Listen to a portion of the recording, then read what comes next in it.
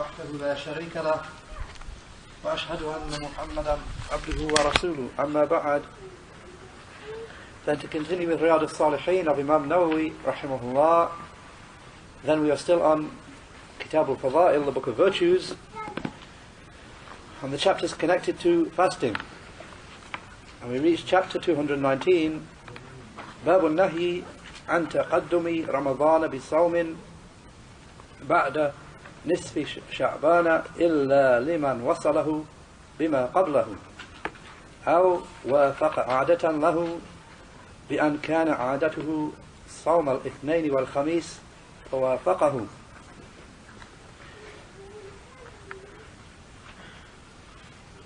The chapter of the prohibition of preceding Ramadan with a fast that is performed after half of Sha'ban, except for a person who is joining it to something which came before it, or that it conforms with a custom of his, such that it is from his custom that he fasts on Mondays and Thursdays, and this conforms with it. So the first hadith in the chapter is hadith 1232, عن أبي هريرة رضي الله عنه عن النبي صلى الله عليه وسلم قال لا يتقدمن أحدكم رمضان بصوم يوم أو يومين إلا أن يكون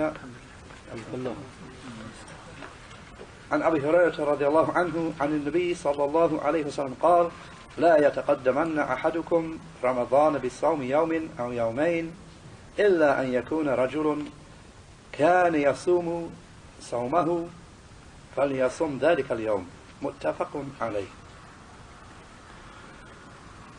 From Abu Hurairah radiallahu anhu, from the Prophet sallallahu alayhi wasallam, that he said, let not one of you precede Ramadan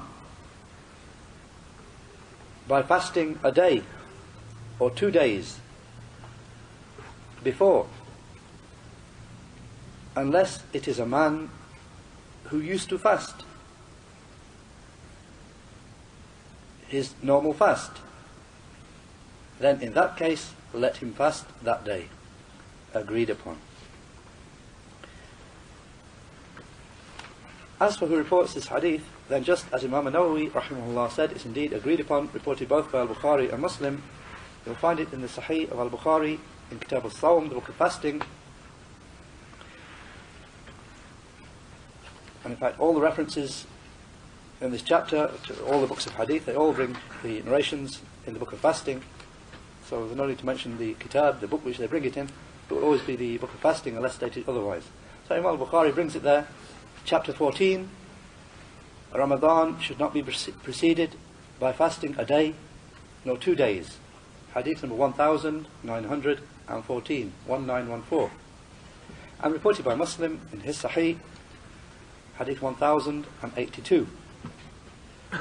Also reported by all of the four Sunan, Abu Dawood, chapter 11, with regard to one who joins Sha'ban along with Ramadan, Hadith 2335. Obviously Sha'ban referring to the 8th month of the year, and Ramadan being the 9th month of the year. So the chapter heading that he gave with regard to one who joins Sha'ban along with Ramadan. Also reported by Tirmidhi, chapter 2, what occurs with regard to do not precede the month with a fast. Hadith 684 and 685. And reported by Imam al-Nasa'i, chapter 31, preceding before the month of Ramadan, Hadith 2172 and 2173. And reported by Ibn Majah, chapter 5, what occurs with regard to the prohibition of preceding Ramadan with a fast, except for one who fasts a normal fast, which it conforms with. Hadith 1650. And also reported by Imam Ahmad, so it's a hadith that's reported by all of the seven, Al-Bukhari and Muslim, and Ahmad, and all of the four Sunnah. Also reported by Imam al-Bayhaqi, Ibn Abi Shayba, Al-Darimi, Abu Awana, Ibn Hibban, and Al-Baghawi in Sharh Sunnah. And as for the one main phrase in the hadith to make a mention of, the saying of Allah's Messenger, sallallaahu alayhi wa sallam, لَا يَتَقَدَّمَنَّ أَحَدُكُمْ Ramadan. Let not one of you precede Ramadan. With regard to this phrase, Al-Hafidh ibn Hajar said in his explanation of Al-Bukhari, Fath al-Bari, meaning, do not precede Ramadan by fasting a day or 2 days, which he counts as being from it, as a precaution, ihtiyatan. He fasts a day, Ramadan's going to come, so just a day, what he thinks will be a day before or 2 days before, he fasts 1 day or 2 days before, as a precaution in case that is Ramadan. I'll just repeat what he said, meaning, do not precede Ramadan by fasting a day or 2 days, which he counts as being from it, with the intention of taking precaution, because fasting it is connected to a ru'ya, is connected to seeing the crescent moon. So there is no need at all to take on unnecessary burdens. As for the points of benefit to be taken from the hadith, then amongst them are the following 4 points of benefit. Firstly, that which Imam Al-Nawawi said in his explanation of Muslim. It contains a clear statement of the forbiddance of preceding Ramadan by fasting 1 day or 2 days. For a person who is not doing so in accordance with a habit of his, or is not making it a continuation of something before it. So if he is not making it a continuation of something before, continuing a fast that he's already doing, nor does it conform to a normal habit of his, then it is haram, it is forbidden. This is what is correct in our madhab. Imam al-Shafi'i was one of the famous scholars of the Shafi'i madhab. So this is what is correct in our madhab. On the same point, Shaykh Abdul Muhsin al-Abbad, hafidhahullah, he said in his explanation of Abu Dawood, in the transcribed tape lectures, he said, if a person normally fasts, such as a fast of Monday or Thursday, and Thursday or Monday conforms to the last day of Sha'ban, then this is permissible and legislated. In that case, it's permissible and legislated for him to fast. And there occurs that which indicates this. But as for if his intent in fasting is to take a precaution in case it is Ramadan, then this is not permissible. And that is what the prohibition occurs with regard to at the start of the hadith.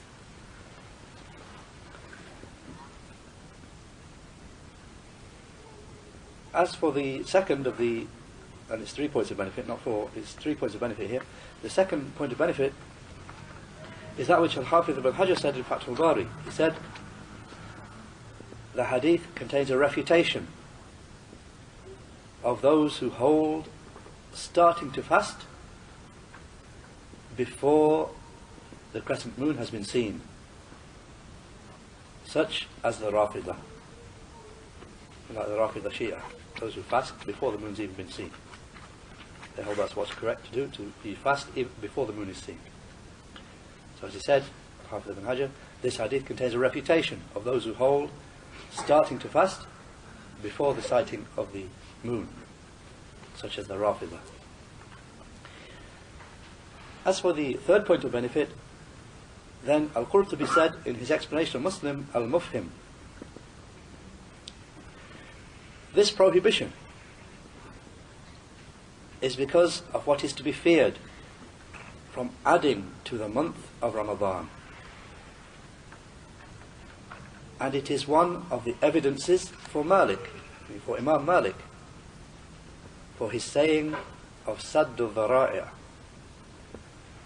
This is a proof, one of the evidences for Imam Malik in his support of the principle of Saddu Dhara'i', blocking off routes to evil. Just briefly, meaning the principle that Imam Malik and others held of Saddu Dhara'i', meaning that certain things would not be prohibited in themselves, but however they are prohibited because of what they lead to. That they lead to something prohibited, so the means also becomes prohibited to block off that route to evil. So as Al-Qurtubi said, this hadith, just repeat what he said, this prohibition is on account of what is feared with regard to adding to the month of Ramadan, and it is from the evidences of Malik for his saying of Sadd al-Dhara'i', blocking off routes which lead to something prohibited. As for the next hadith, hadith 1233, وعن ابن عباس رضي الله عنهما قال قال رسول الله sallallaahu alayhi wa sallam لا تصوموا قبل رمضان صوموا لرؤيته وأفطروا لرؤيته فإن حالت دونه غياية فأكملوا 30 يوما رواه الترمذي وقال حديث حسن صحيح. الغياية بالغين المؤجمة وبالياء المثنات من تحت المكررة وهي السحابة. And from Ibn Abbas radiallahu anhuma, who said, Allah's Messenger sallallahu alayhi wasallam said, do not fast prior to Ramadan. Fast when it is seen, and desist from fasting when it is seen. And if clouds cover it, if clouds conceal it, then complete 30 days. Reported by At-Tirmidhi, and he said the hadith is hasanun sahih, good, authentic. Then Imam Al-Nawawi explained the word al-ghayaya. He said with a ghain, with a dot, and with a ya, which has 2 dots beneath, then which is repeated, it has 2 yas, and it means clouds. As for who reports this hadith, then the hadith, just as Imam Al-Nawawi rahimahullah said, is indeed reported by At-Tirmidhi in his Sunan, chapter 5, what occurs with regard to fasting is when the crescent moon is seen, and breaking the fast is also on account of it. Hadith 688. Hadith also reported by Abu Dawud, and he brings it in his Sunan, Book of Fasting, chapter 7.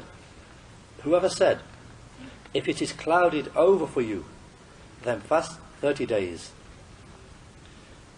And the wording of the narration of Abu Dawud is slightly longer, so we'll mention the wording of Abu Dawud. His wording is that Allah's Messenger sallallahu alayhi wa sallam said, do not precede the month by fasting a day, nor 2 days, unless it is something which one of you fasts. And do not begin fasting until you see it. Then fast until you see it. And if clouds conceal it from you, then complete the number of 30. Then break the fast. And the month may be 29. Hadith number 2327. 2327.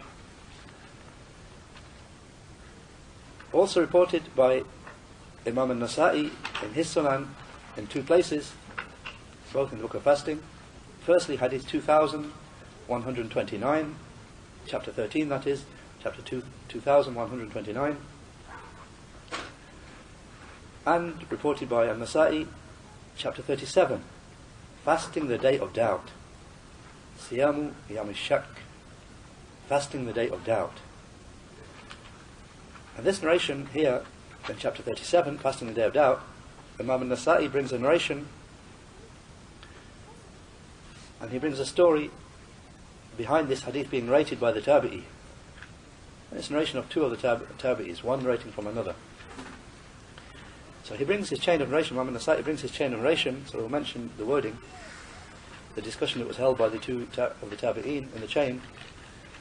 So he narrates it from Simak, who's Simak ibn Harb. He said from Simak, who said, I entered upon Ikrimah. Obviously Ikrimah, famous student from the Tabi'in, famous student of Ibn Abbas, radiyallahu anhuma. So Simak said, I entered upon Ikrimah, upon a day which was a problem. Was it from Ramadan or from Sha'ban? Does it mean referring to the last day, the 30th day of Sha'ban? It was cloudy or something. So he said, I entered upon Ikrimah on a day which was problematic. Was it from Ramadan or from Sha'ban? And he, Ikrimah, he was eating bread and vegetables and milk. So he said to me, come. So I said, I am fasting.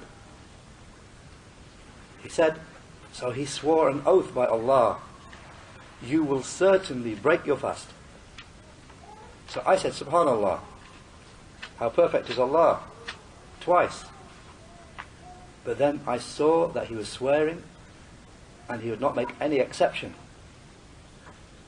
So I went forward and I said, give me what you have.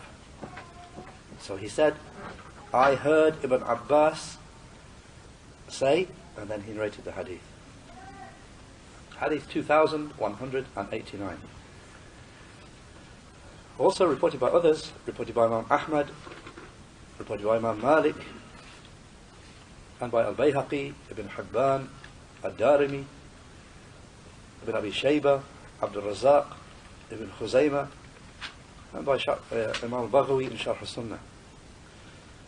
As for the level of this hadith, then Shaykh Al-Albani said with regard to this hadith that it is sahih, authentic.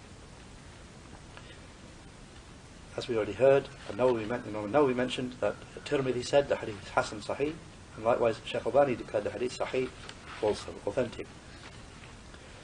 As for some of the phrases in the hadith to mention, then firstly, the saying of Allah's Messenger sallallaahu alayhi wa sallam, La tasumu qabla Ramadan, do not fast prior to Ramadan. Then Ibn Allan said in his explanation of Riyad-us-Saliheen, Al-Bukhari, with regard to this phrase, do not fast before Ramadan. He said, this, even though it includes all of Sha'ban, I mean this wording, do not fast before Ramadan, and obviously the month before Ramadan is Sha'ban, the whole of the month of Sha'ban. So he made a point, Ibn Allan said, this, even though it includes Sha'ban, all of it, but what is meant by it is from the second half of it, on account of the hadith which comes after it, I mean the next hadith in the chapter. We don't understand it means the whole of Sha'ban, rather just the second half. As for the phrase Sumu li ru'yatihi, fast when it is seen, that again Ibn Allan said, meaning when the hilal, when the crescent moon of Ramadan is seen. He's saying وَأَفْطِرُوا لِرُؤْيَتِهِ, and desist from fasting and stop fasting when it is seen. Again Ibn Allan said, meaning the hilal, the crescent moon of Shawwal. Crescent moon of Shawwal in the 10th month the month after Ramadan, Shawwal. It's saying فَإِنْ حَالَتْ دُونَهُ غَيَايَةٌ, and if clouds conceal it from you. And with regard to this phrase and the word غَيَايَة, and some of them narrate it with a ba in place of the second ya. And with regard to this word غَيَايَةٌ, Al-Hafidh Ibn Al-Athir said in his book Jami' al-Usul, the book where he gathers the narrations of all of the 6 books of hadith, except for Ibn Majah, in place of which he gathers the narrations of Muwatta Imam Malik. So that book, Jami' al-Usul, Ibn Al-Athir said, غَيَايَةٌ, with 2 yas, with dots upon them underneath. He said, it means everything which shades a person. غَيَايَةٌ means everything which shades a person above his head, like the clouds. Like the clouds. And as we saw already, Imam Nawawi, that's how he explained this hadith, meaning that in this case it means the clouds. If clouds conceal it from you, the crescent moon from you. As for the phrase فَأَكْمِلُوا, in that case فَأَكْمِلُوا ثَلَاثِينَ يَوْمًا, then in that case, then complete 30 days. And Ibn Allan said, meaning, so do not fast in that case until you have completed Sha'ban like that. I mean, that's 30 days. And break the fast when you have completed the number of Ramadan likewise. And obviously referring to the case that if you haven't seen the crescent moon, it's clouded over for you, then complete the number of 30. As for the points of benefit that can be taken from the hadith, then amongst them are the following 3 points of benefit. Firstly, that which Imam Al-Baghawi quotes as a chapter heading for the hadith in Sharh al-Sunnah, that he said, the obligation of fasting when the crescent moon is seen. The second point of benefit is that which Imam Al-Bayhaqi quotes as a chapter heading for the hadith in his Sunan,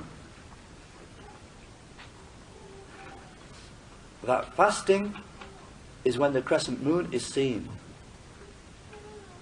or when the number of 30 days has been completed. And the final, third point of benefit is that which Shaykh Muhammad al-Ethiopi said in his explanation of the Sunan of Al-Nasa'i, Al-Dhakhirat al-Uqba, that he said, the hadith shows the prohibition of fasting the day of doubt, Yawm al-Shak. And what's referred to by Yawm al-Shak, meaning the day, as is indicated in the hadith, the day, the 30th day of Sha'ban, when it's cloudy. The night before, the last day of Sha'ban, when it's clouded over. So it's a doubt, is the moon present or is it not present? It can't be seen. It's a doubt. Has Ramadan begun or has it not begun? So the point that Shaykh al-Ethiopi made is the hadith contains a proof for the prohibition of fasting the day of doubt, except for that where there is an established exception mentioned by the bringer of the legislation, which is a fast for a person who has a fast by habit, for it is permissible for him to fast it. I mean, that particular day, it falls on a day when he has a habit of fasting that particular day. As for the next hadith that we take as the last hadith, even though it's not the last hadith in the chapter, but hadith 1234, وعن أبي هريرة رضي الله عنه قال قال رسول الله sallallaahu alayhi wa sallam إذا بقي نصف من شعبان فلا تصوموا رواه الترمذي وقال حديث حسن صحيح. And from Abu Hurairah radiallahu anhu, who said, Allah's Messenger sallallahu alayhi wasallam said, when half of Sha'ban remains, then do not fast. Reported by Tirmidhi, and he said the hadith is Hasan, Sahih, good, authentic. With regard to this hadith, then the hadith is reported, just as Imam Nawawi rahimahullah said, it's reported by Tirmidhi in his Sunan, Book of Fasting, chapter 38, what occurs with regard to the dislike of fasting in the second half of Sha'ban for the reason of Ramadan. Hadith 738. And the hadith is also reported by Abu Dawood, and a number of them have slight variations in the wording, the meaning being more or less the same, but slight variations in the wording. So it's also reported by Abu Dawood, chapter 12, with regard to the dislike of that. He brings a chapter 11 is joining Ramadan, joining Sha'ban to Ramadan. Then he brings the chapter 12, the dislike of that, meaning the dislike of joining Sha'ban to Ramadan. And the wording, the hadith number is 2337. Also reported by Ibn Majah, chapter 5, what occurs with regard to the prohibition of preceding Ramadan with a fast, except for what a person who fasts a fast by custom and it conforms to it. Hadith 1651. Also reported by others besides, reported by Imam Ahmad, Al-Bayhaqi, Ad-Darimi, Ibn Abi Shayba, Abdul Razak, Ibn Hibban, Abu Awana, and others. And with regard to the authenticity of this hadith, then as we just heard, Imam al-Tirmidhi said after reporting the hadith is Hasan Sahih. And the reality is that there is a great deal of disagreement, or there is a number of scholars who hold the hadith to be authentic, and a number of scholars right from earliest times who hold the hadith is not authentic. So some of those who write in this regard, some of the explainers, they mention a list of scholars who declared the hadith to be not authentic, such as Imam Ahmad and Abu Zur'a and Imam al-Nasa'i and others besides, a whole list of scholars who hold this hadith is not authentic. But on the other hand, there are a whole list of scholars from earliest times, Imam al-Tirmidhi as we saw, and others who held the hadith is authentic. So this not being the place to go too deeply into it, but just to mention something that Shaykh Al-Albani mentioned, and Shaykh Al-Albani declared the hadith sahih, authentic. And in his checking of Abu Dawood, he said, giving something of the reason why others hold it not to be authentic, so he said, I say, its chain of narration is sahih, authentic, to the standard of Muslim, and it was declared authentic by At-Tirmidhi and Ibn Hibban, and it was used as proof by Ibn Hazm, and it was declared strong by Ibn al-Qayyim. Then he said, after some speech, and it has been declared to have a weakness which will not actually affect it.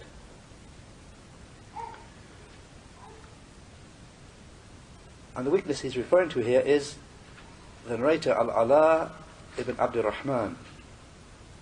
It's narrator Al-Ala ibn Abdurrahman, who narrates it from his father, who narrates it from Abu Hurairah radiyallahu anhu. So the weakness that they focus upon is, or the alleged weakness, is this narrator Al-Ala ibn Abdurrahman. Shaykh Al-Albani continued and he said, Al-Bayhaqi said, Abu Dawood said, Ahmad ibn Hanbal said, this hadith is munkar. This hadith is not authentic, weak, or contrary to what's authentic. Not authentic. He said, and he said Abdurrahman, meaning Abdurrahman ibn Mahdi, would not narrate it. Shaykh Al-Albani himself said, commenting upon those who say this hadith is weak, because this narrator Al-Ala ibn Abdurrahman, Shaykh Al-Albani said, I say, and in my view that is not sufficient to declare this hadith weak, because Imam Ahmad himself said about this narrator Al-Ala ibn Abdurrahman, thiqah, reliable. I have not heard anyone mention anything bad about him. Shaykh Al-Albani said, and he was declared reliable by a whole group of others besides, and he was used as proof by Muslim. Also from those who hold this hadith is authentic were Shaykh Abdul Aziz ibn Baz rahimahullah, as occurs in Al-Hulal Al-Ibriziyah and elsewhere. Shaykh ibn Baz rahimahullah, he held this hadith to be authentic. his chain of narration to be strong. And from those who disagreed with that, as we'll see next time inshallah, was Shaykh Muhammad ibn Salih al-Uthaymeen, rahimahullah. He held that this hadith is not authentic. Wallahu a'lam. So on the basis of its being accepted as authentic, then with regard to one phrase in the hadith to mention, the saying of Allah's Messenger sallallaahu, alayhi sallam, فَلَا تَصُومُوا, that when half of Sha'ban remains, فَلَا تَصُومُوا, then do not fast. And Mullah Ali al-Qari said, in his explanation of Mishkat al-Mirqat, he said, meaning, without its being joined to something from the first half, or without any reason from the reasons that have been mentioned. As some of the others mention reasons such as a person, as occurs in the other hadith, a person having that as being part of a normal fast of days. Certain days he normally fasts anyway.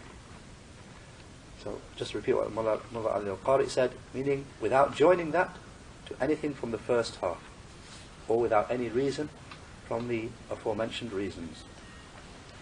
As for the points of benefit that can be taken from the hadith, then the one main point of benefit, firstly from the one, that Imam Siddiq Hassan Khan said, in his explanation of Bulugh al-Maram, Fath al-Allam, he said, the hadith is a proof for the prohibition of fasting in Sha'ban after the halfway point. However, this is restricted by the hadith unless that conforms to a fast which he normally fasts, as has preceded. And the scholars disagree in that regard. So many of the Shafi'i scholars hold that it is haram, forbidden, to fast in the second half because of this prohibition. Or it is said, rather it is disliked, yukrah, meaning it's makruh, disliked to do so, except for a day or two before Ramadan, which is forbidden. And then he mentions other sayings as well. He mentions the sayings of those who allow this fast, or who say it can be recommended if it falls under something recommended. He quotes other sayings as well. On the same point, Shaykh al-Albani said in his notes to Subul al-Salam that Imam as-San'ani in Subul al-Salam, he brings 2 or 3 sayings with regard to this hadith and the scholars' understanding of it. Shaykh al-Albani commented and said, the best saying is the first saying, meaning that it is disliked, makruh, after the halfway point, and it is forbidden, haram, before Ramadan by a day or 2 days. Meaning fasting after the halfway point of Sha'ban is disliked. And as for a day or 2 before Ramadan, then forbidden. On the same point, Shaykh Abdul Aziz ibn Baz, rahimahullah, he said, as occurs in Al-Hulal al-Ibriziyya, the notes that one of his students had put together from his explanations of Sahih al-Bukhari, that Shaykh ibn Baz, rahimahullah, he said, as for if a person fasts all of Sha'ban, or most of it, then there is no harm. I mean, there's no harm in fasting the second half. And if he's going to fast all of Sha'ban, or most of it, he said, in that case, there's no harm, if he has begun it before the halfway point. Because of the hadith, and then he mentions this hadith, when the halfway point of Sha'ban comes, then do not fast. Reported by Ahmad and the compilers of the Sunan with a good chain of narration.